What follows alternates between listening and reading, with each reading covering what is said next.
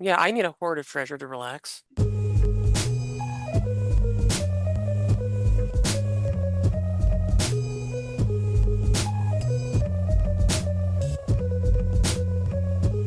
Hello, fellow netizens, and welcome to Scandalous Games, the show where we take a closer look at video game-related controversies. I'm Kevin Impellizeri, and I do the research and share a story of a video game-related controversy to my friends. Hey, I'm Phil, and you might as well consider me a video game newbie. I'm Kate. I've been writing software for over 10 years, but not the fun kind. And it's so much fun, as always, to meet with all of you and share another story. The last 2 months, we've been recapping the year that was last year. And along the way, there were a bunch of stories that I didn't put in that because some of them I think were interesting enough that they could be their own episodes. And this one kind of spun out of that one, but it also spun out of research that I was already doing. So let me set the scene a little bit with the current event thing that got me thinking about this topic. And just up front, I will just say for this part, a brief content warning for briefly talking about a school shooting. So on May the 23rd of last year, the families of the victims in the May 24th, 2022 mass shooting at Robb Elementary School in Uvalde, Texas, filed a pair of lawsuits, one in Texas and the other in California,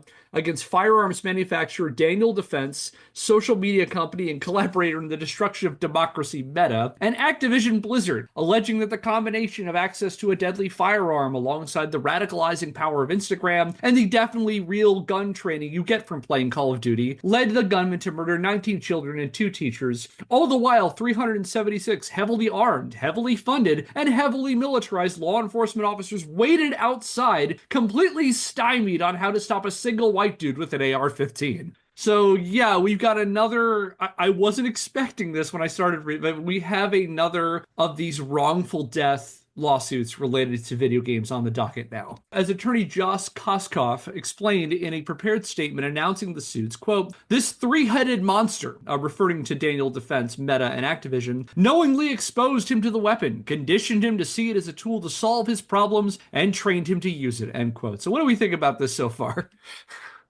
Maybe I don't have enough information to really make a comment here. Yeah, it's same. I thought maybe I hadn't caught on quick enough, but yeah, we might need to keep going a little bit, Kevin. Yeah, so I'm mostly bringing this up in more of a we're doing this again. Another of these wrongful death lawsuits where they're trying to allege that video games somehow conditioned or trained the person to commit them. And so you might be wondering who is bringing forward this lawsuit. And so this case was brought forward by a surprisingly growing powerhouse in the specific field of holding gun manufacturers accountable for mass shootings performed with their products. The firm that files this suit is Koskoff, and Beater, who represented the families of the Uvalde victims. They're a Connecticut-based personal injury law firm who had previously filed a wrongful death lawsuit against gun manufacturer Remington on behalf of the families of 9 victims in the December 12, 2012 mass shooting at Sandy Hook Elementary School in Newtown, Connecticut, for which Remington settled for $73 million in 2022. So we have here a law firm that, unlike, for example, Jack Thompson, actually has a track record of winning. But as we know, this was far from the first rodeo for game manufacturers in the battle over whether violent video games lead to real-world violence. And a day after the suit's filing, on May the 24th, Activision filed a motion to the Los Angeles County District of the Superior Court of the state of California to have the company removed from the suit, arguing the case was, quote, "the latest attempt to revive an old playbook,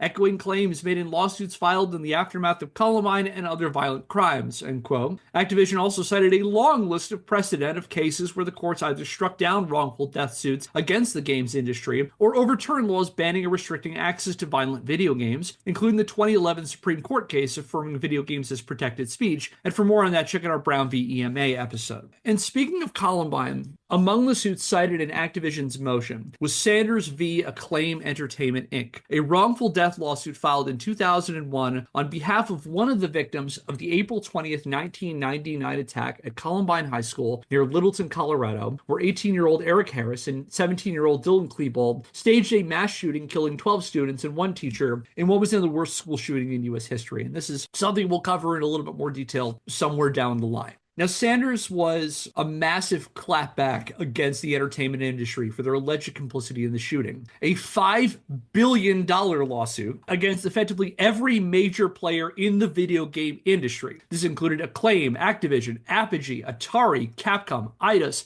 id Software, Infogrames, GT Interactive Software, Interplay, Midway, Nintendo, Sega, and Squaresoft, among others. And other plaintiffs included 2 pornography websites and the companies behind the film The Basketball Diaries because of that one dream sequence where Leonardo DiCaprio's character shoots up his school. The suit, again, $5 billion. This is the one that was after Columbine. So the suit alleged playing video games like Doom, Quake, Redneck Rampage, and curiously Final Fantasy both taught Harrison Klebold how to effectively handle firearms and psychologically condition them to view violence positively and suppress their natural resistance to killing. From the March 4th, 2002 ruling in that case, quote, plaintiffs allege that the video game defendants manufactured and or supplied to Harrison Klebold these video games which made violence pleasurable and attractive and disconnected the violence from the natural consequences thereof, thereby causing Harrison Klebold to act out the violence and train them how to point and shoot a gun effectively without teaching either of them any of the constraints, responsibilities, or consequences necessary to inhibit such an extremely dangerous killing capacity, end quote.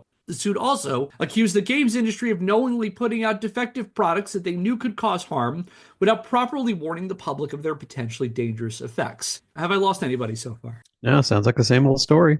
Yep. To be fair, this was one of the first forays into this same old story now, because this one was after Columbine from 2001. All of this lead up at the beginning is kind of bringing us to this case. Me talking about the Robb Elementary case was setting up for Sanders, because as, I guess, luck would have it, I was already researching the Sanders case for a series on Columbine when I found out about the lawsuit. However, with the Uvalde case scheduled to start on April the 15th of this year, per a note in Activision's motion, I thought by covering this, we might actually have a chance to be relevant to a very current issue if we cover the Columbine lawsuit on its own as opposed to waiting later on to cover it. However, as I mentioned time and again on this show, I am far from a legal expert, and doing my research into the lawsuit, I found a much more interesting topic than going blow by blow through this case. And so instead of actually talking about Sanders v. Acclaim Entertainment, Inc. as a lawsuit, we're instead going to devote 2 months to the person who filed the lawsuit, specifically the lawyer who filed the suit. Because as it turns out, the man who filed a $5 billion lawsuit against video games wasn't our old buddy, Mr. Jack Thompson. Rather, the subject of the next 2 months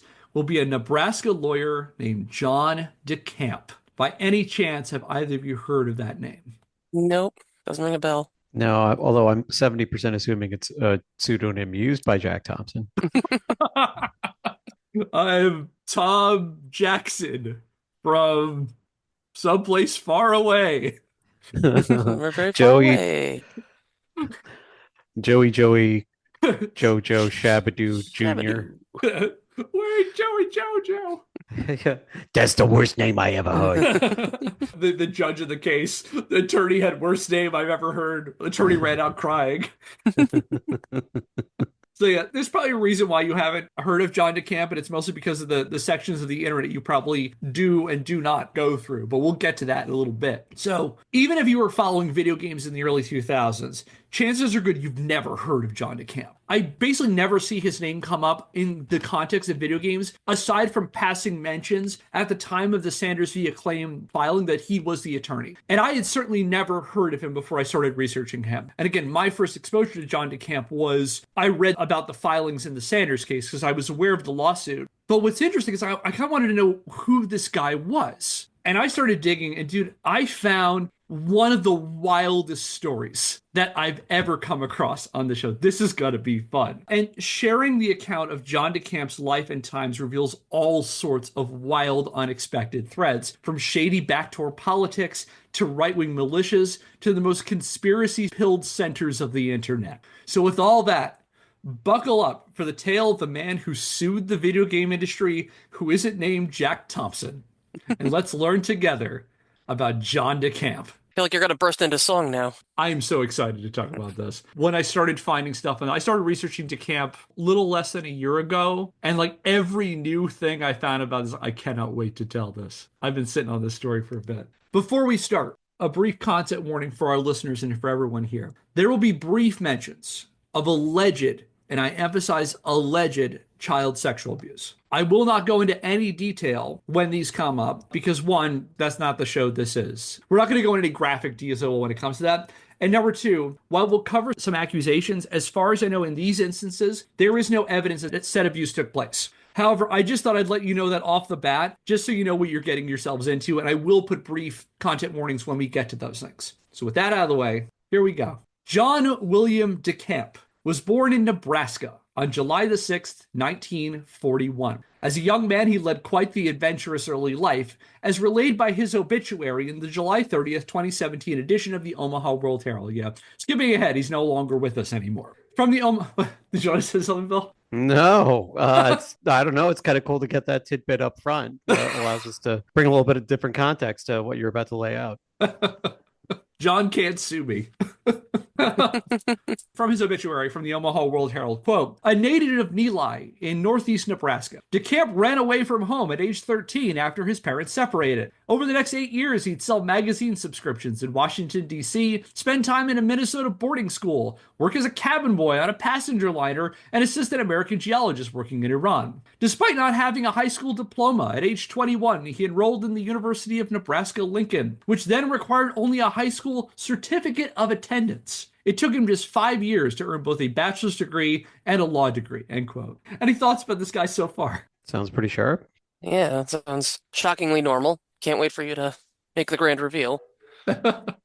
The adventurous life of this kid apparently leaving home in his early teens and going on these all sorts of like Huck Finn style adventures. And I'm just going to say, as an aside, I don't know if these accounts are real. I don't know if this account of John DeCamp's adventures as a young man, I don't necessarily believe this, just because of, as we'll see, he has a somewhat tenuous relationship with reality. However, I have not come across any material refuting it, so here we are. I just thought it was interesting enough to mention this kind of stuff. After college in 1968, he enlisted in the U.S. Army and fought in the Vietnam War, where he served with some distinction. I came across a record on Ancestry.com of him earning an Army Commendation Medal in 1970, and he rose to the rank of infantry captain. While in Vietnam, he also met his future wife. In 1970, while wrapping up his tour of duty, he set his sights on his post-military career, trading the deadly jungles of Vietnam for the fraught battlefields of state politics. While still overseas, he staged a letter-writing campaign to get on the ballot for Nebraska state senator, running as a Republican, critical of how the U.S. was handling the war. His campaign slogan was, "Let us win or get us out." Later joking to an Associated Press reporter in 2000, quote, "I ran the entire campaign without setting foot in the United States," end quote. He also later claimed his campaign clashed with the powers that be, asserting in a 1992 book we'll cover a little bit later that the top brass, including the Joint Chiefs of Staff and the U.S. Postmaster General, weighed into his local campaign to sabotage him. Now, let me be clear, as far as I can tell, the only proof we have that this happened is the word of one John DeCamp, and this brings in a common thread we'll see play out through the rest of John's life. He liked to have people believe that he was a lone underdog fighting against the establishment who staged elaborate efforts to discredit, silence, or even kill him to keep the public away from his truth. Wait, can you say that one more time? The Joint Chiefs of Staff weighed in to do what? To sabotage his campaign. Well, they have a lot of time on their hands, I guess. I know, right? Yeah. Good thing there wasn't a war going on. Yeah. He mentions this in this book that the Postmaster General, I don't recall his book, he says how they tried to sabotage him, but he seems like he wants people to really believe by the time he puts out this book in 1992 that the feds just have it out for him. So you said this is 92 that this is happening? He's recalling this in a book in 1992, but this is happening in 1970. Oh, okay. So this is why he's still... I'm just really bummed that this didn't happen in the age of TikTok. He could have like a 37-part playlist on all of the persecution going on in his career. Oh my goodness, he would be built for TikTok. Okay, and if you don't know what I'm talking about right now, you can go watch my conspiracy theory playlist. I'll link it below. And why the Postmaster General is out to get me. And so, yeah, he says that the Joint Chiefs and the Postmaster, and all these people are out to stop this local election campaign for reasons. And the Joint Chiefs and the Postmaster General and who else, they did a really shitty job tanking his campaign because the 29-year-old infantry captain ended up winning, earning himself I'm sorry to interrupt again, sorry. So not only was he persecuted, but he triumphed over all the bad guys. Yeah, it's funny how this kind of theme runs through a bunch of political figures of a certain type, doesn't it? Yeah, are we sure he's not related to Jack Thompson? We'll get Jack on the show. Have you heard of John DeCamp? I would be very curious what Jack thinks of John DeCamp. You're not going to have Jack on the show, are you? Because you just said have him on the show, and then you got really excited. if we ever manage to get the thing I've heard about Jack Thompson, this is a total side, he will go on video game podcasts. He has done it in the past. Stephanie Sterling had him on the Podquisition, I believe, ages ago. He doesn't sound like he's that fun to talk about just because like Jack has maintained even for all these years after being disbarred, that he was right. He has not wavered in his opinion that, the games industry is, corrupting the youth and all that stuff. I'd be very curious how he is now, just because he's been a dyed-in-the-wool Republican. I'm curious to see if he's gone off the deep end of like, QAnon conspiracies and things like that too. I could see him getting pilled. I really could. And like, it'd be very hard for Jack. But yeah, maybe we look down the line and see if Jack will come on the show. That'll be an entertaining time for all, I suppose. Anyway, John DeCamp, he wins his campaign in 1970. And what he does at 29 years old, he was one of the youngest people to ever serve in the Nebraska legislature. He represented the state's 40th district and was one of the youngest people ever elected to the state's unicameral legislature. Fun fact about Nebraska, the only state in the United States with a one-body legislature.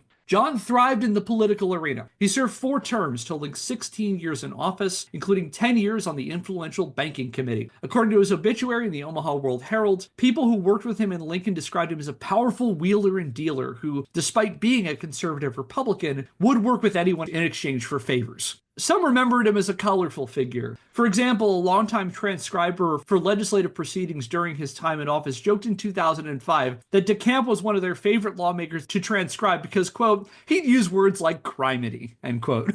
Okay, well, it does seem weird or at least eccentric, so the story checks out so far. It is playing out a story of like a kind of a weird eccentric boomer story too. Like the fact that he can go off on these random things and go to school with like without a high school degree, and then 2 years later he's a lawyer. I remember hearing a joke that's like this is a very like post World War II kind of thing. Is okay, you went off and fought in the world and come back and run this bank kind of thing, And he's using words like crime, and it's like very very Joe Biden kind of expressions. Like I bet you he had some issues with malarkey too.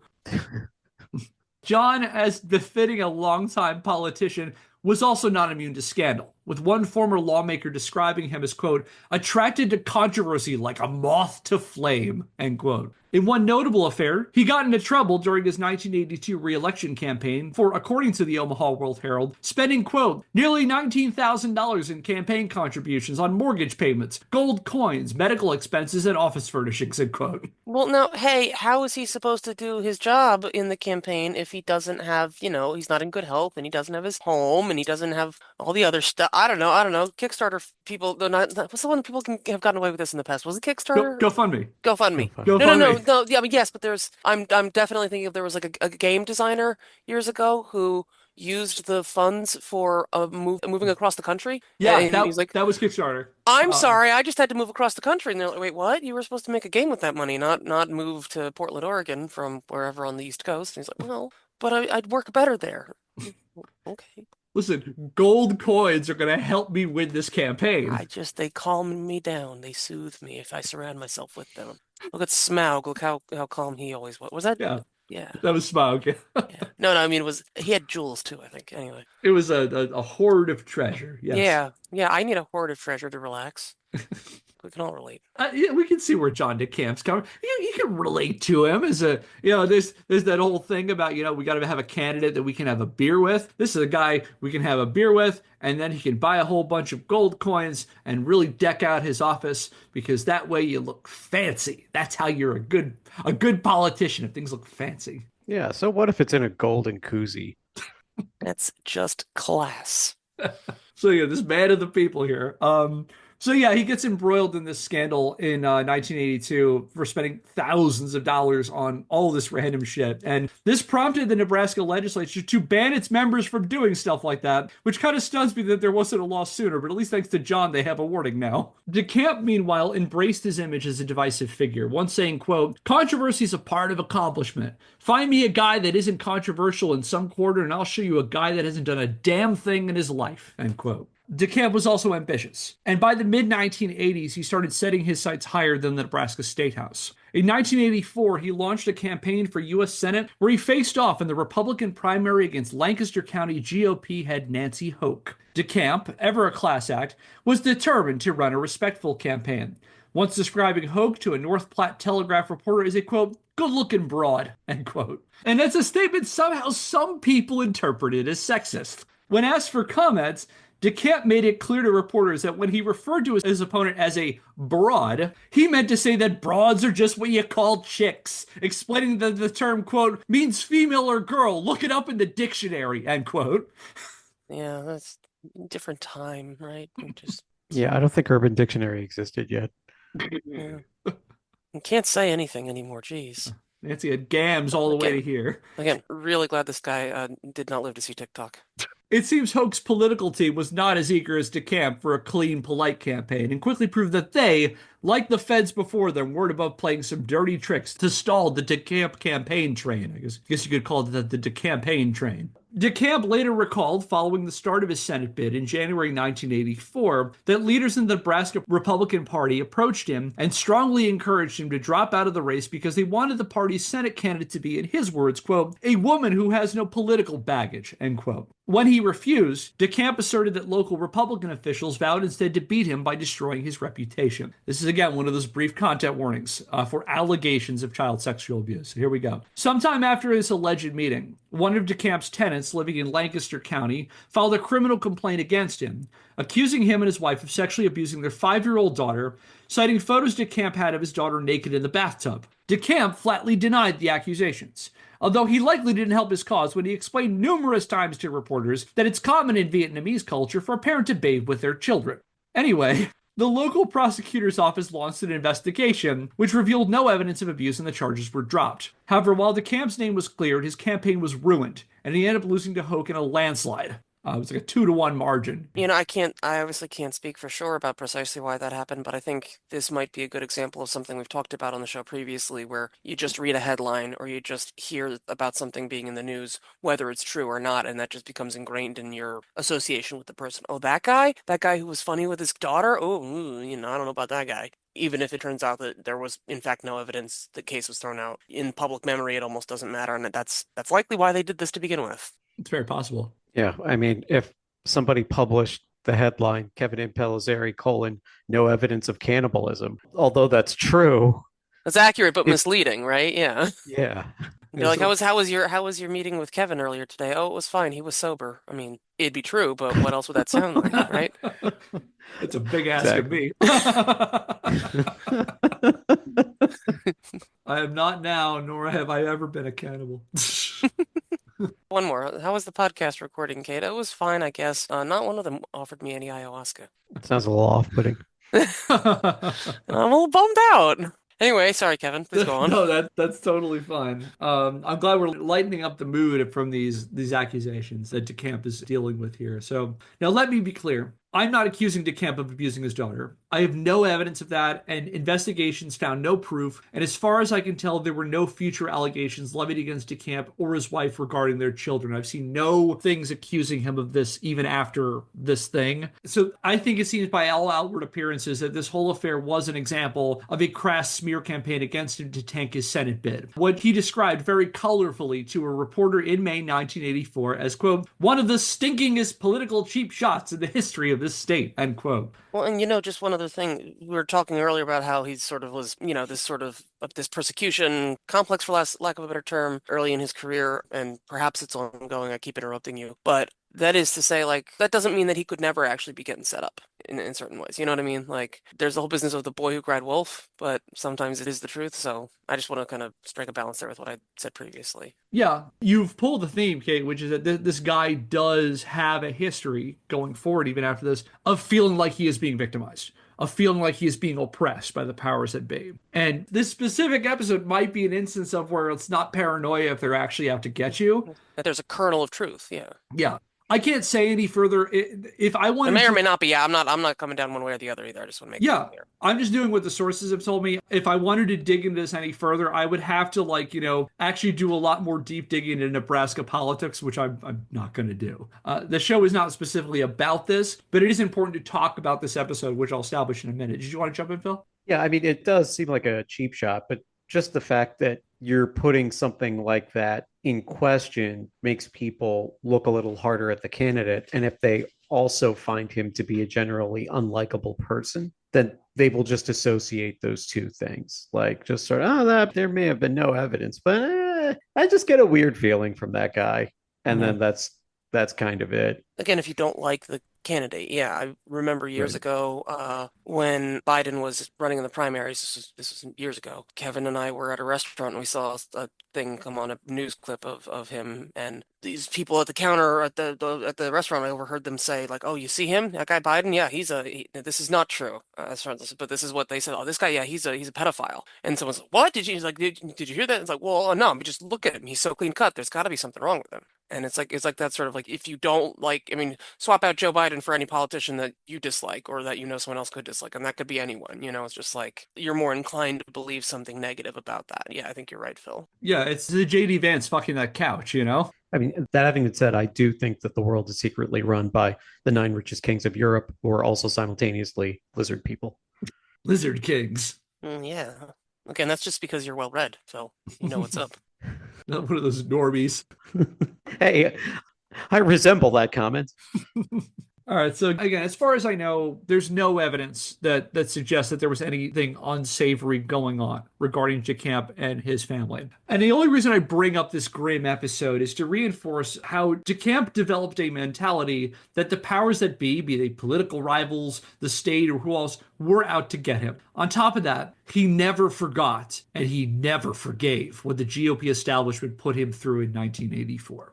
And with that, let's skip ahead 4 years later to November 1988. And I need to briefly introduce you to another colorful character in our story, a prominent Nebraska political figure and entrepreneur named Lawrence E. King Jr. He went by Larry. At the time, Larry King, but not that Larry King, was the head of the Franklin Community Federal Credit Union, which offered a range of financial services to a predominantly low-income African-American community in North Omaha. He was also a big figure in both local and national Republican politics. At one point, King served as the vice chair of the National Black Republican Council and even sang the national anthem at the 1984 and 1988 Republican National Conventions. He was also an influential, wealthy socialite with expensive tastes, dressing in high-end suits, driving around in limos, and renting a $5,000 a month apartment in Washington, D.C. According to an April 1st, 1990 report on King for the Washington Post, during a 13-month period between 1987 and 1988, he spent roughly $146,000, or about $413,000 in today's money, on floral arrangements alone.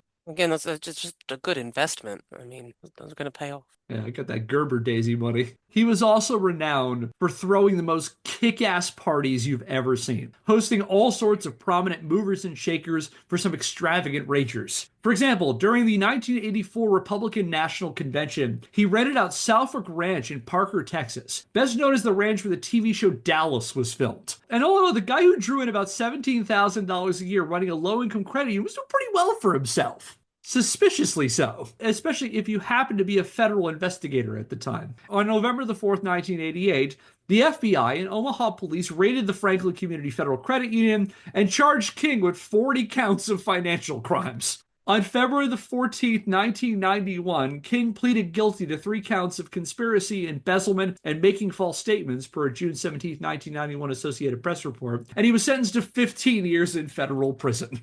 So thus ends the adventures of Larry King. Oh, well, there you go. I will say you said Larry King, and for a second I was like, "What?" And then thank you for clarifying right away. It wasn't that Larry King. Not that Larry King. However, there were some who thought that there was more to the Franklin case than your average run-of-the-mill white-collar crime, and started raising the alarms that the real problem with King's conduct wasn't massive embezzlement of tens of millions of dollars of money from a low-income credit union to fuel his expensive lifestyle. And here we go, another content warning here. Rather, allegations arose that members of the credit union were also sexually abusing children and that King was arranging drug-fueled encounters with minors with his rich and powerful partygoers. The story has taken a bit of a turn now. The accusations sent shockwaves through the Nebraska political community and turned the Franklin case into a salacious national story. For example, the New York Times ran an article on December the 18th, 1988 with the provocative headline, quote, "A lurid, mysterious scandal begins taking place in Omaha," end quote. In response, the Nebraska legislature opened an investigation in December 1980 with probes by the Nebraska State Patrol and the FBI to get to the bottom of the sex abuse allegations. However, while there were tons of rumors and speculation, there turned out to be little in the way of concrete evidence, aside from some questionable eyewitness accounts we'll address in a minute, and over a year of investigating turned up nothing.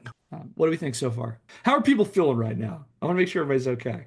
This is weird, but also not necessarily beat for beat like Jack Thompson. So I'm still engaged. I'm with you. And I'm sorry, we don't have to put this in the episode. I just want to clarify. I'm sorry, Phil. My comment earlier about like because you are so well read was not intended to be a slight toward you, but more like because you're so well read. And in the joke, I consider the well read people would be reading about this stuff. Oh yeah, no, I took that to mean you were making fun of the persona that I was embodying in the Yeah. course of that joke. Yeah. I wasn't trying to.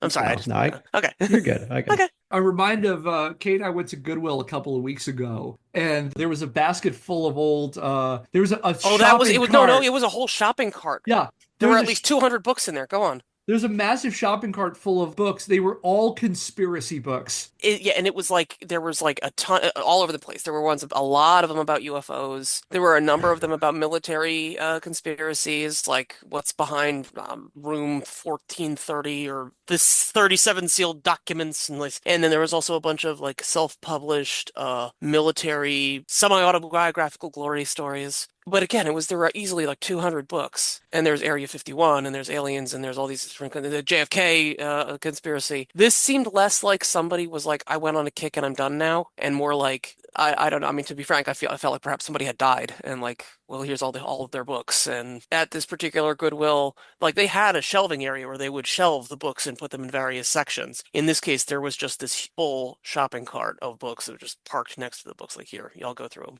Wow. He got too close to the truth. In that box, did you see a copy of Unidentified Flying Outrage? No. No, that's a Simpsons joke. Oh. It's bringing love. Don't let him get away. Break his legs. All right. So yeah, like I said, there are these accusations that come up that supposedly there's all these like weird child sex abuse things going on at Larry King's parties, and that it's involving a bunch of rich and powerful people in Nebraska. And because these accusations come out, the state legislature opens up an investigation, and the Nebraska State Patrol, that's what they call their state police, the Nebraska State Patrol and the FBI started investigating it, and they couldn't find anything aside from a whole bunch of like insinuation and rumor. And with that, we welcome back John DeCamp to our story. Since we last left him after his failed U.S. Senate campaign in 1984, his political career hit a bit of a snag. He lost re-election in 1986 and returned to his legal practice. He also started his own lobbying firm where he did a lot of work advocating for big agricultural companies. It was allegedly a very lucrative job for him, understandably so, if you're working as a corporate lobbyist, basically. Anyway, on January the 18th, 1990, DeCamp came forward with a bombshell in the Franklin child abuse case. DeCamp approached several members of the Nebraska press with a memo containing the names of 5 prominent figures that he asserted were at the center of the scandal. However, while publications like the Omaha World Herald reported on the existence of the memo, reporters were reluctant to publish the names because they didn't view DeCamp as a reliable source, citing both his unwillingness to name where he got his information, as well as his past child sex abuse allegations. And you can understand where they're coming from. On the one hand, the last thing a newspaper needs is a libel suit if the accusations end up being false, especially for something as egregious as this. And on the other hand, a dude who recently came off false allegations of child abuse suddenly uncovering a massive ring of child abuse among members of the political establishment that wronged him seems awfully convenient. To the point that one might speculate that this alleged new evidence might be more rooted in revenge than genuine concern for the well-being of children, and that's something in the writing business we call foreshadowing. Also, is there maybe also a thought that, like, as the expression goes, when you have a hammer, everything looks like a nail? Like, if he's been accused of this, then he would go around thinking everybody, you know what I mean? Like, maybe capable of this, and therefore that's where his mind goes first in terms of concerns about behavior. That's very I don't possible. know. He's been accused of being a pedophile, so he assumes that there are pedophiles around him. Incidentally, like I said, the media didn't want to publish this story because of those concerns about these anxieties over it. And that had the then added bonus of fueling accusations that the press was complicit in covering up the story. It began to start laying the seeds for conspiracy theories, which we'll talk about in a little bit. Eventually, the names came out when a state Senate candidate sent copies of the memo to some 10,000 recipients in a campaign mailer. I don't know anything about this person who did this, but like some aspiring politician decided to just put the names out there. And among the people named in DeCamp's memo were a former chief of police, a prominent judge, and a publisher for the Omaha World Herald, whom DeCamp asserted had all repeatedly sexually assaulted several minors during King's parties. And all of this added gasoline to the fire of wild speculation and accusations that inspired a grand jury investigation. However, despite all of these rumors, the question remained if any of this was real. Was Larry King the central figure of a child sex trafficking network where Omaha's moneyed and political elite were sexually exploiting children to fulfill their dark, sick desires? And I'm not going to go blow by blow on this case because we're already pretty far afield for sure the claims to be about video games. And skipping ahead, the Franklin case is the subject of wild conspiracy theories that continue to rage on the internet to this day. If you want to get a sense of that, just search the Franklin Credit Union scandal and you'll get a sense of what I'm talking about. However, I will point out that a lot of the so-called evidence of the existence of this alleged child sex trafficking ring hinged on the eyewitness testimony of 4 young people who came forward as alleged victims and offered video testimony from the Nebraska legislature's investigation between 1988 and 1989. Now, 2 of the 4 of them ended up recanting their testimonies, explaining to the grand jury that they got involved at the behest of one of the other alleged victims, Alicia Owen, who promised, according to their findings, quote, "The ruse would eventually lead to lucrative book, television, and movie contracts," end quote. On top of that, the grand jury found that the alleged victims' testimonies, especially the more shocking details we'll address in a minute, may have been the result of leading questions from investigators, to say nothing of assertions that some of the accounts came from one of them allegedly exhibiting multiple personalities. That one of the people that they said who was left as one of the people who didn't recant, that he allegedly had like 8 different personalities, and his 8 different personalities would write out accounts of what allegedly happened. So we're off to a really stellar start in terms of reliability of source material, you know? To say nothing of these ideas that like maybe some of the other people who came forward were kind of egging on a couple of the others, like this might lead to some kind of fame. To step aside for a second, there were similar types of accusations like this. For example, there's the very famous McMartin preschool scandal, which happened around the same time, in which there were allegations of child sexual abuse of children who were at a preschool. And a lot of the accounts of that were pulled out through leading questions from child psychologists and investigators close with the case, where they would kind of feed information to the kids, and the kids would then kind of verify or go along with it. And this led to things, okay, did they take you this? Did they touch you here? To everything like, did they do satanic blood rituals to you? It got wild. And the thing about the Martin preschool scandal is eventually they were found that there didn't appear to be any sexual abuse, especially the extent that they claimed it was. Jack Thompson actually got his start being a lawyer for one of these similar alleged child abuse cases, where it was probably, again, one of these situations where the children are being asked these very direct leading questions to try to basically convince the kids that this had happened and then use that as evidence. On the other hand of that, they often don't have, in these situations, they don't have any other corroborating evidence except for these testimonies. And if you want more information on stuff like that, the podcast You're Wrong About did a really fascinating one about the McMartin scandal, which talks a lot more about that one specifically. And that's happening around roughly the same time as this is happening. But anyway, on top of all that, like I said, there was these leading questions, this one alleged witness who was recounting these tales from their multiple personalities. And going back to Alicia Owen, the person I said who was the witness who allegedly pushed the other 2 eyewitnesses who later recanted, promising, lucrative TV and book deals. Alicia Owen, there were issues with her testimony as well. In the case of Alicia Owen, her lurid accounts of sexual abuse by some of Omaha's biggest players quickly fell apart when compared against other evidence, which revealed a bevy of contradictions, factual inaccuracies, and literal impossibilities.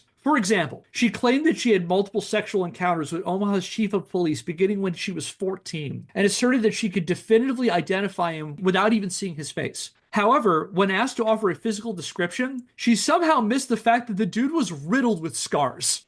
His body, to quote Jeffrey Coombs from The Fighters, was a roadmap of pain. And somehow, when she was asked to describe it, could not identify any of these very specific, very identifiable things about his body, if she had allegedly had these encounters. That's to say nothing of, like, she claimed that there were encounters that, like, happen at certain parties, and there's no evidence that those parties ever happened. Like, there's a lot of things that don't line up about her testimony that, if you listen to hers in a vacuum, it sounds horrifying, but if you try to line it up to actual evidence, it starts to fall apart. She also could not remember what a prominent judge looked like, despite allegedly having numerous liaisons with him at King's parties. So there are issues with her testimony. The grand jury also found that in 1988, Owen had been approached by a man named Michael Casey, who, posing as a New York Times reporter, convinced her to testify under the promise that her testimony would help her deal with some personal legal issues she was facing. At the time of her testimony, Alicia Owen had recently been arrested for check fraud, and coming forward might have led to a lighter sentence or better treatment in prison. And this dude, Michael Casey, a fired former executive at the Franklin Credit Union, whom the grand jury described as, in their words, a con man, may have, to quote a report from a case published in the July the 29th, 1990 edition of the New York Times, quote, fueled the fire of rumor and innuendo because of personal grudges, end quote. So what do we think about this so far? Well, it's weird to experience one of these stories from the angle that there were salacious things happening. Not that what they said was true, but that all of this was being fabricated. So that being the pretext for somebody else taking a stab at blaming video games for everything it seems a little circuitous. I'm interested to see where it goes. Yeah. Like I said, this guy has a wild history that has nothing to do with video games for a whole stretch of it. But when we get to the video game lawsuit in 2001, we're going to have taken a wild journey to get there. But we need to establish a little bit of who this guy is, this guy, John DeCamp. So we've got, again, this salacious story taking shape in Omaha, in Nebraska. And we have these accusations of alleged child sexual abuse that come out of what was an actual scandal, which was this dude ran a credit union. Credit unions tend to focus on lower income communities. They try to provide a whole bunch of financial services. And it sounds like this guy was basically just shaving off money from it and using to fuel his lavish lifestyle. So we have an actual scandal here. That is where this starts with Larry King, with all of his financial crimes. And then this comes out of it too. This kind of comes out of left field. Now, to the credit of people who were investigating this, the state legislature, the state police, they took this seriously. They really did. Once these accusations come out, they launched a committee to investigate this. They worked with a bunch of different law enforcement agencies to try to get to the bottom of this. Again, a year of investigating over this thing to find stuff. If this thing is existing, then there'd be lots of people who had some sort of involvement or connection with it. If these are big parties or people are someone's gonna crack, And as far as it seems like no one's cracking on this, as Benjamin Franklin said at one point, he says, 3 people can keep a secret if 2 of them are dead, But anyway, as a result of these issues with Alicia Owen's testimony, with this dude, Michael Casey, who is pushing this idea, it sounds like he's a con man with an angle, with a grudge. So as a result of these and other issues, Alicia Owen and another alleged victim named Paul Bonacci, that's the dude who allegedly had all these multiple personalities, they were both convicted on multiple counts of perjury. And in July 1990, the Douglas County grand jury concluded, quote, the story of sexual abuse, drugs, prostitution, and judicial bribery presented in the legislative videotapes was a carefully crafted hoax, scripted by a person or persons with considerable knowledge of the people and institutions of Omaha, end quote. So they conclude this is a hoax. As it turns out, one such person the grand jury noted as having an intimate knowledge of the workings of Omaha politics was our former 4-term state senator, John DeCamp. And while not directly accusing him of concocting this whole sordid tale, the grand jury did note that the names of the alleged ringleaders included in this memo just so happened to be personal political enemies of DeCamp and people closely associated with him. For example, it turned out that a week before DeCamp leaked his memo to the press, he met with State Senator Loren Schmidt, head of the state investigation into the Franklin case, who was also one of DeCamp's legal clients. So DeCamp is his personal attorney. One of the names that appeared on DeCamp's memo was Omaha World Herald publisher Harold Anderson, who had put out some really critical articles about Schmidt in 1984 during a debate over video gambling regulations that ended up costing Schmidt a bunch of money when the laws changed, which one could conclude might have provided sufficient motive for DeCamp to try to destroy Anderson's reputation on Schmidt's behalf, to say nothing of the false allegations of child sexual abuse levied against DeCamp a few years prior. And I feel it's also worth mentioning that in 1990, John DeCamp was ramping up for a return to political office, launching a campaign for state attorney general. And his opponent in the GOP primary also just so happened to be one of the prosecutors who filed those abuse charges against him in 1984. The plot begins to thicken. Now, were I an unscrupulous person running to be the chief law enforcement officer in the state, breaking the lid on a massive child sex abuse ring might just be the shot in the arm that my long shot campaign would need, while also serving up some poetic justice to that asshole who tried to falsely accuse me of assaulting my daughter. So these actions led the grand jury to conclude, quote, it is our opinion that DeCamp issued his memorandum for personal political gain and possible revenge for past actions alleged against him. From personal experience and the bitterness engendered from media attacks, an attorney of his stature should be more discreet, end quote. Now, DeCamp, ever the level-headed professional who definitely didn't hold grudges, retaliated by unsuccessfully suing the grand jury for defamation. What? Why? Huh? How? So he filed a defamation lawsuit against the grand jury, Right. asserting that this conclusion that they said they brought the memo forward for personal political gain and revenge. He took umbrage with that. He sues, he loses. The case was thrown out in 1992, and I have the links to the rulings if people want to check it out. It's fascinating. That's where I got a lot of the more specific details about how the grand jury was able to pick apart this case and rule that it was a hoax. That, and also I found Alicia Owen's perjury ruling too. They filed 8 counts of perjury on her, and they went through each point that she had made under oath and said this is why this couldn't have happened, including the fact they had all those specific details about that police chief who was just riddled with scars. John DeCamp also remained determined to get to the bottom of this rampant child trafficking ring that was totally real and not a politically motivated witch hunt involving a bitter, disgraced former Nebraska state senator. And DeCamp published his findings in 1992, and I mentioned we were going to talk about this 1992 book. This book had a provocative title. It was called The Franklin Cover-Up, Child Abuse, Satanism, and Murder in Nebraska. Kevin, do you own this book? I do not have a physical copy of this book. Be honest. I've read through the digital copy of this book. Oh, we're going to talk about this book, but we just keep getting weird books off of eBay for this podcast delivered to the house. Yeah, I have at least one Dave Grossman book in the house. I have a signed copy of Jack Thompson's memoir. Now, clarify why it's signed. Don't. I bought it. No, you didn't go to him and say, Jack, I did please not sign my seek it book. out. No. I bought a copy when I was researching Jack Thompson. I found out he had a memoir. I went on Amazon. I found a used copy of it that I bought for like $3. And when I got it, it was signed inside of it by Jack Thompson. So by coincidence. Yes. Yeah, I was not seeking this out. But just the way you said it, it sounded like you got it signed. You see, if we ever have Jack on the show, now I have it in. I can talk about that. You're like, Patton, I read your book. Yeah.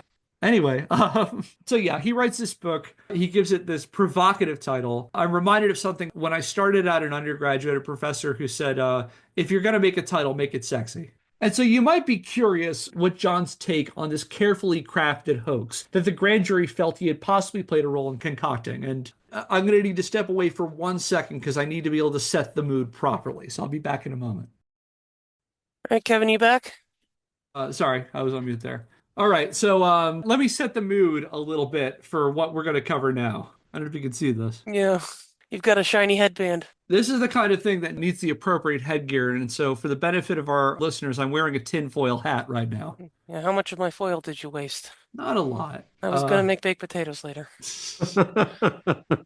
So yeah, the Franklin cover-up. Again, you might be curious about what John's take was on what he unsuccessfully sued the state grand jury over. And in the pages of the Franklin cover-up, child abuse, Satanism, and murder in Nebraska, DeCamp spun an elaborate narrative of a shadowy cabal of perverted elites led by Larry King, where they farmed out children from local orphanages and trotted them out at King's parties where his wealthy and powerful friends subjected them to all shapes of abuse. He goes into lots of detail on the accounts, particularly made by Alicia Owen and Paul Bonacci. And again, I got to emphasize again, part of what Paul Bonacci's testimony was from like his 8 different personalities. So keeping that in mind. And he does go through a lot of really lurid and really fucked up details, which again, I'm not going to do here. Well, a quick question though. You keep bringing up, was Bonacci is the person with dissociative identity disorder? Bonacci, yes. Bonacci. Is this because we're to believe he doesn't in fact have the ID? Or is the fact that, like, why is that relevant, I guess? So I'm not a psychologist. My understanding about dissociative identity disorder or multiple personality disorder, I'll give you a brief history. And this a lot comes from Joseph Laycock's book, Dangerous Games, which is a really fascinating look at the satanic panic over D&D at the time. The idea of examining multiple personalities or repressed memories became very chic in the early 80s. It became really a new thing. But there's a lot of debate over like how dissociative identity. Again, I'm not an expert here. My understanding is when people dissociate, they don't have like dozens of personalities or whatever. Like you're not seeing like what's in the movie Split. So like there's that part of it, and it's also like the way they frame this. In addition to the fact there's like different parts of this person's identity that are allegedly having this thing. The way that DeCamp frames it often is that like this person would have no reason to lie. Fine, they would not necessarily have a reason to lie. It doesn't mean what they're saying is accurate or true. Right. And one thing he doesn't do is in bringing in the various testimonies that Bonacci's identities bring in, he doesn't corroborate them with anything except more testimony.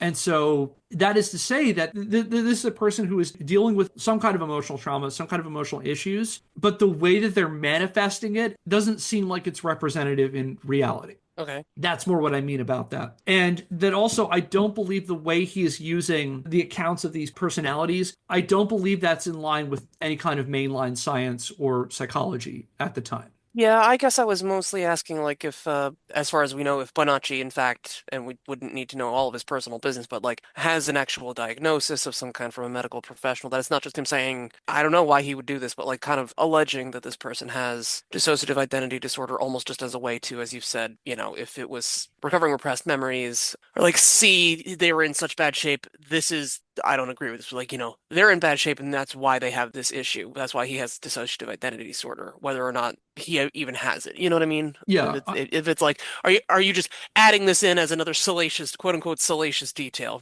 or in fact, does this guy have a dissociative identity disorder? In which case, that's its own thing. And his testimony, for whatever case, if he had to testify in court, his testimony should just be taken in the way that his testimony would be taken. And yes, you could factor in if, for instance, his mental health problems might, I'm making something up entirely, like, he tends to agree to things that didn't ever happen, or he tends to, get really angry and upset if we mention this particular topic, things like that, but I was just asking. yeah, and I appreciate you asking that. Like reading between the lines, again, I don't know very much about Paul Bonacci beyond this because he's very difficult to research because a lot of the information I'm finding online about this guy are tied into DeCamp's conspiracy theory. So it's really hard to parse this stuff out. Yeah, imagine so. You brought up also, like, again, going back to, like, the 80s were rife with these kinds of accounts. There's a very famous book that came out in 1980 called Michelle Remembers. I don't know if any of you are Oh, familiar with yeah, this yeah, book. yeah. That's where a lot of this stuff starts spinning out. So Michelle Remembers was a book put out by Lawrence Padzer, who was a Canadian psychiatrist. And he alleged that he subjected this woman, Michelle Smith, to about 600 hours of sessions involving hypnosis, where she allegedly started bringing out repressed memories, and that she was allegedly involved in some kind of like satanic cult. And this gained a lot of influence in the 80s as a new way of talking about repressed memories and things like dissociative identity. As it turns out, most of it is nonsense, this book. There are a lot of problematic aspects of Michelle Remembers, not the least of which is the fact that eventually Lawrence Padzer married Michelle Smith. And so their relationship is very uncomfortable. That raises a lot of ethical questions. Yeah. Yeah. And that a bunch of this, I'm not saying all of this research, but a bunch of these notable signposts of this type of research that was getting popular attention in the 80s had baggage like this. And that was also a characteristic of the McMartin preschool scandal, and it's characteristic of the Franklin case as well. That you have these accounts coming out that are presenting these very lurid, very graphic stories, but there's a lot of things associated with that. One is who is asking the questions, who is interpreting them, and where are they getting this information from? And again, the thing I'll emphasize again is they couldn't find any outside corroborating evidence that wasn't testimony, which is a problem because in general, people's eyewitness testimony is generally pretty terrible. We're really bad at remembering things. And it's really easy, especially if people are grappling with, substance issues, mental health issues, it's really easy for a person of authority to then guide them to a specific outcome they're trying to get to. That's a big problem with the Franklin case. It's a big problem with the McMartin case. It's a big problem with Michelle Remembers. So that's more the context of why I bring this in when talking about multiple personalities, and especially because, like, in the context of the 1980s, this became also a really common trend about people who were trying to claim that there were these mass satanic conspiracies in the 80s. Also relied very heavily on this kind of testimony. We're not going to talk about it today, but Pat Pulling's book, The Devil's Web, is rife with this kind of stuff. That's an entertaining read, Yeah, believe talk me. about another weird book that showed up at the house. Yeah. I do have that. I did buy I that. know. Oh, that's a fun book. That was the best $3 I ever spent. Yeah, I said showed up at the house, but I don't think when you bought that online, did you? You found that somewhere, right? No, I bought that online. You bought that online? Okay. Yeah. So anyway, that was a long departure. Worth it. I'd say so. Thank you. You're welcome.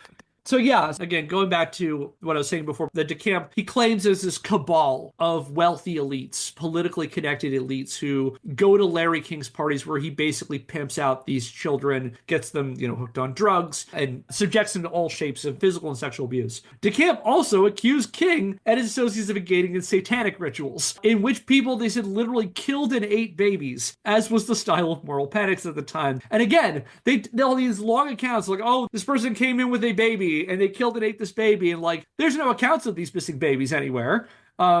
that they're just kind of saying these things. And again, this is the kind of angles that they'll talk about like blood rituals and sacrifices and all this stuff. And like, again, I'm not going to recount this because a lot of it's really fucked up shit that they recount in this, but like, there's nothing that supports it outside of these. And again, going back to satanic things, like, like Pat Pulling with Bother About Dungeons and Dragons, and like Michelle remembers, is that is a common thread among a lot of these satanic conspiracy cult people, is that there's a lot of these cult survivors like Michelle from Michelle Remembers, where it's like, I saw all these things. I saw people getting ritually murdered on the regular, and like, it doesn't line up to like any missing persons cases or anything. Like, there's no evidence that this thing happened. But you have these percentage of people who are presenting this as real evidence. I'm wondering, I was just thinking of this. One of the things that is making this something that I'm having a hard time articulating thoughts on is taking this at face value. It does sound a lot like what the tone of this story is, that this is ludicrously fabricated stuff. And I think that something that's tricky for me is there are certain crimes that if a person says that they were a victim of, you really want to, at least you really want to believe this person, give them the benefit of the doubt. You do not want to be in a position later on to say, this sounded a little far-fetched and I didn't believe them, and they didn't get the support they needed. And it turns out that something like this was true. And stuff like what you're talking about in terms of these horrible crimes are things that I think people really don't want to be on the wrong side of, if it turns out even partially to be true. Does that make sense? I agree. And again, the way it seems to me, that the way that the authorities approach this one, because there are a lot of issues with, for example, how law enforcement handles, abuse victims. It sounds like in this case, people took this seriously,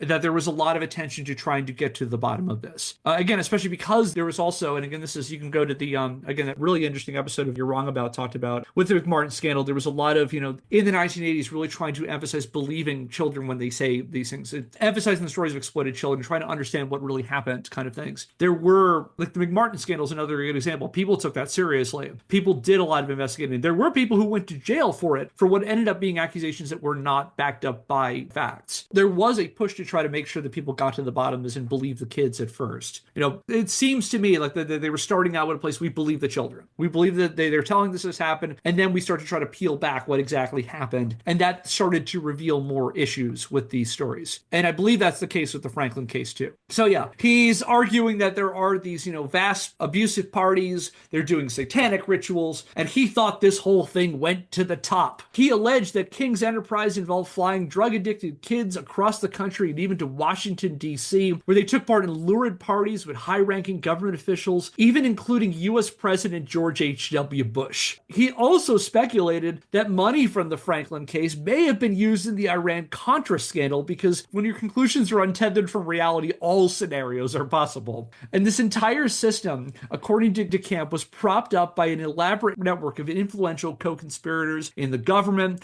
law enforcement, and the media who suppressed the story, even killing people when they got too close. All that's to say is that John DeCamp was Pizzagating decades before Pizzagate was a thing. Certainly does sound like Pizzagate. Yeah.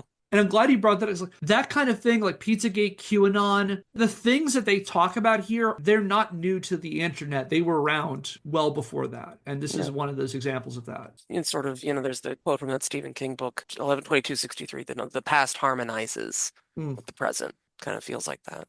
Yeah. And to borrow another line from Mark Twain, history doesn't repeat, but often it rhymes. And these similar themes that come up time and again. I would say basically the story comes up and it gets repackaged every couple of years with whatever the methods of information transfer were. Is in those days they're trying to break into these mainstream news circles or through books like this. Now it's just rife on the internet. You can find this if you're looking for it. And I will say also the Franklin cover-up was, I cannot 100% verify this, but I'm almost positive that John DeCamp self-published this. The press was AWT Inc., which is based in Lincoln, Nebraska, according to the book, but I can't find any other books that they've done. And the fact that it's based in Nebraska makes me think that DeCamp self-published this book. It looks self-published too, by the way. You learn to know what to look for when you see these things. But anyway, so this is what DeCamp posits in this book. And again, I'm not going to devote energy or airtime debunking DeCamp's claims in the Franklin cover-up. I feel the overwhelming evidence brought forth by numerous criminal investigations by local, state, and federal officials on top of DeCamp's compromisingly close close personal connections to the case are enough for me to conclude that he is not a reliable or an honest source, and that the entirety of the Franklin cover-up is 100% pure uncut bullshit. I think this is a fabricated thing, I believe. Now, if, gentle listener, if you are someone who believes that the Franklin sex abuse scandal is real and wants to dissuade my belief that it is 100% made up nonsense, I encourage you to write down your detailed rebuttals down on a piece of paper and read them aloud to the nearest brick wall you can find. To give you a sense of the credibility of his claims, according to DeCamp, between October 11th and 17th, 1990, a team of independent investigators came to Nebraska and 100% verified all of his assertions of a wealthy satanic sex cult. And where did they come from, you ask? The Schiller Institute. Now, does that name sound familiar, the Schiller Institute? No, are you doing a tie back to the beginning of the episode? No, this is actually something we've covered in a past episode. I give up. So I'll tell you a little bit about these folks, and I'll give you another name that might sound familiar. The Schiller Institute is a think tank that was founded in 1984 by Helga Zepp LaRouche. LaRouche! I was wondering if it was the LaRouches. What do you all remember of Helga Lyndon LaRouche? I remember Helga harassing a child at a mall who was explaining Pokemon to her. That's what I remember. I remember Lyndon LaRouche was the presidential candidate who believed all of Earth's problems could be solved by a giant magnetic bullet train that encircled the Earth. I know we did this joke before, but did he really believe that too? The Snowpiercer thing? It's something like that. I once got on the Lyndon LaRouche people's list, and I had to change my phone number. Yeah, LaRouche. Oh my God, Lyndon LaRouche. So yeah, we'll start with Helga. So Helga Zepp LaRouche founds the Schiller Institute, and her husband is convicted fraudster, multiple attempted presidential candidate, and noted far-right conspiracy monger Lyndon LaRouche. And LaRouche was known for peddling all sorts of different wild, elaborate conspiracies about, like shadow governments and cabals.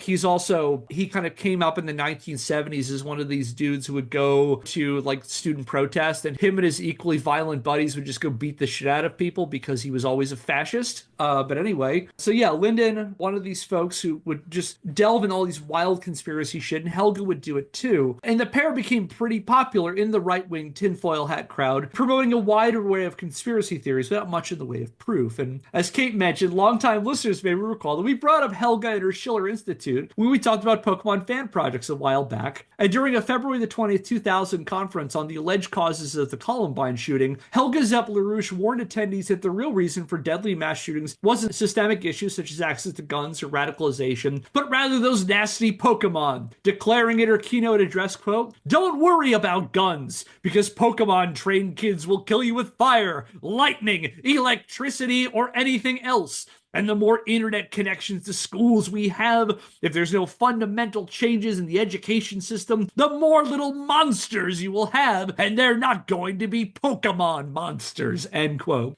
That's right. Anarchy. I choose you.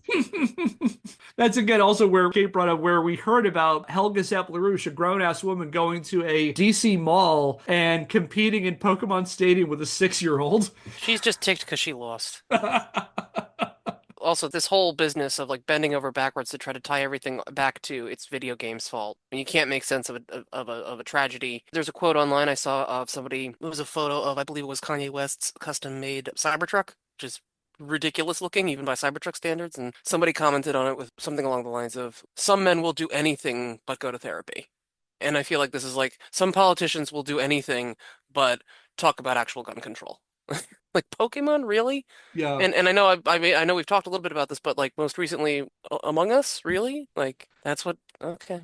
Yeah. I think you hint at something that there's an episode brewing that I need to do more research in that is basically going to talk about how a lot of the way we think about, about the idea of, video games causing all sorts of, violent crime, mass shootings, school shootings, things like that. I have a very strong suspicion that a lot of it comes out of the gun lobby. That a lot of these arguments, as you pull the threads of people who are making these arguments, often they go back to, we need to regulate video games because it can't be guns. You see that with the LaRouches. You see that with Dave Grossman. There's a very strong connection with, again, that's a kernel of an idea that I want to do eventually, but like I feel like there's something there, and maybe there's a better researcher than I who wants to do that and wants to share notes, scandalskingspodcast@gmail.com. But I feel like there's something there about the relationship between violent video games as a political issue and the gun lobby and the Second Amendment crowd. And I do think that there's maybe two sides of it. Like it's easy to say, like, I don't know this. Where does campaign money come from? Are there lobbies like this that are giving significant amounts of money? That's one thing. And the other thing I think is that as much as I can dig deep into my memory of what the democratic process looked like in our country, but there's the concept of single issue voters, where like if this politician's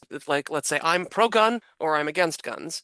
I'm going to vote for whichever politician stands with me on that particular issue. And that's an issue that maybe I'm very hard-headed about, and I'm really not interested in having my opinion changed. And so, separate from where actual campaign money may be coming from, it also may be I can't lose this vote. Yeah, that's possible too. I don't agree with his Bart killing policy, but I do Right. agree with his Selma killing policy. I mean, to be Well, frank, yeah. Go on, Phil. Sideshow Bob did try to kill me, but I'm aching for that upper class tax cut.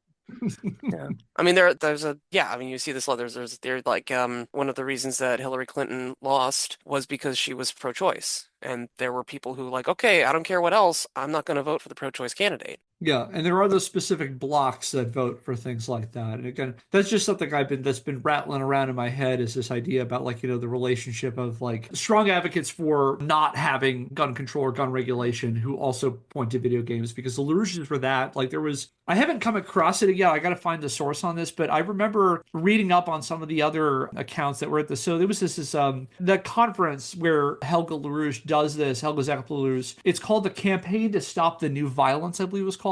Something along those of the Commission to Stop the New Violence. And it was basically a bunch of speakers who made the argument that violent media is, in fact, Dave Grossman spoke at this thing. And one of the other ones who spoke was Lyndon. And Lyndon, the thing I'm trying to find is I know I found this speech and now I can't find it, where he insinuated how the toy and video game companies conspired to weaponize our kids, that they're training our kids to kill. And it's not, the guns that he's really, really a favor of.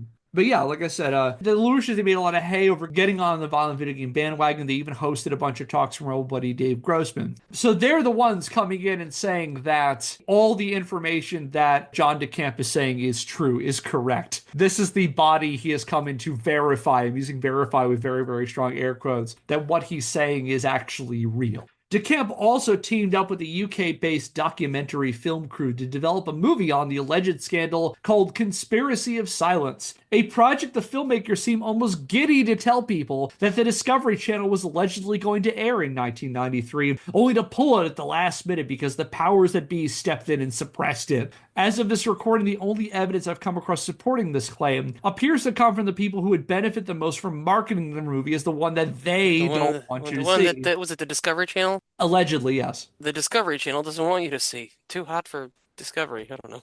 Yeah, I'm glad you brought it. It's like when I search for news on this thing, the earliest stuff If you searched, I'm sorry to interrupt. You searched for Too Hot for the Discovery Channel. What came up?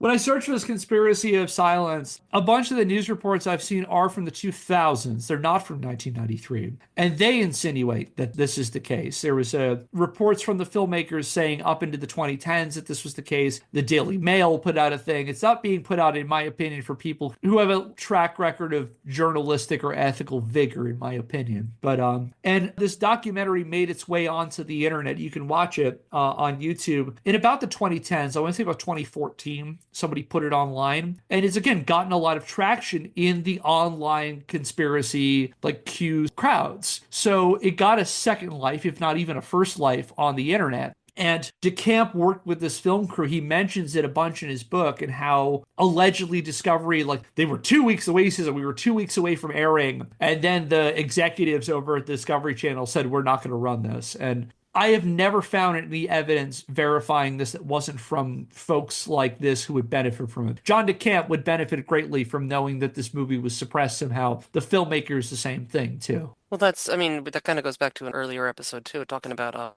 Escape from Tomorrow, that guerrilla style film that was made at Disney World. And the whole business was clearly there was a hope that this was going to become the movie that Disney doesn't want you to see. And Disney basically did nothing. and the movie just kind of faded into the background because at the end of the day, it wasn't a very important movie. It wasn't an important movie. It was not a good movie. It wasn't compelling in any way. The only thing that made it interesting was the idea that perhaps Disney wouldn't have wanted you to see it. And when Disney's like, nah, it's like, we don't care about it, then that kind of sends a message that it takes their spotlight off of it. So I'm wondering if that was the case, or if people other than the people who would directly benefit from this really leaned into its suppression. Like for instance, if the Discovery Channel got a lawyer involved, or lawyers involved, or something like that.